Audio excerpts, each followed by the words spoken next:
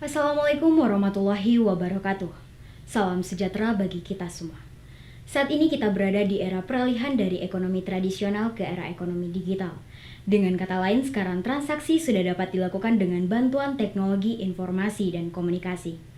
Klaim ini didukung dengan keadaan masyarakat Indonesia yang menjadikan internet sebagai suatu komoditas. Hal ini digunakan oleh para pedagang untuk melakukan transaksi melalui jaringan internet. Namun seiring berkembangnya era ekonomi digital ini, berita-berita mengenai maraknya penipuan mulai sering kita jumpai. Hal ini mengakibatkan berkurangnya tingkat kepercayaan masyarakat terhadap aktivitas yang melibatkan privasi dan data pribadi. Tentunya hal ini akan membuat pertumbuhan ekonomi di Indonesia stagnan, bahkan cenderung turun.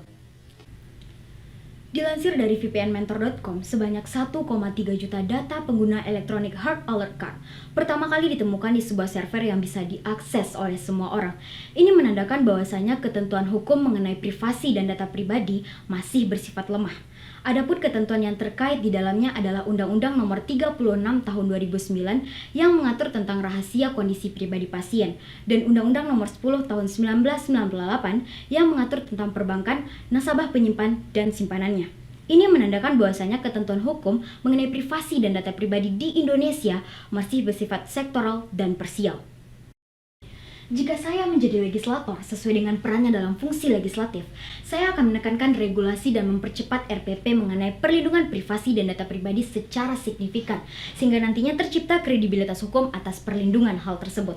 Mengawasi jalannya peraturan perundang-undangan terkait perlindungan privasi dan data pribadi dengan cara memonitor dan mengevaluasi realisasi dari undang-undang tersebut. Mengalokasikan anggaran APBN terhadap jenjang SD dan SMP dalam pemberian pengetahuan mengenai perlindungan privasi dan data pribadi, serta jenjang SMA dalam pembentukan badan atau organisasi maupun diseminasi informasi terkait informasi penyaluran data pribadi sendiri kepada remaja maupun masyarakat di sekitarnya.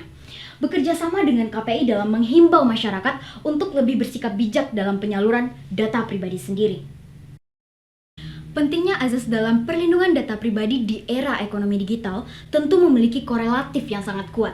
Tidak hanya peran DPR, namun seluruh aspek dari pemerintah, masyarakat, terkhusus kita generasi remaja harus bisa berpikir kritis secara kolektif untuk menciptakan degradasi yang tepat sasaran dan menjadikan Indonesia terbebas dari kasus kebocoran data.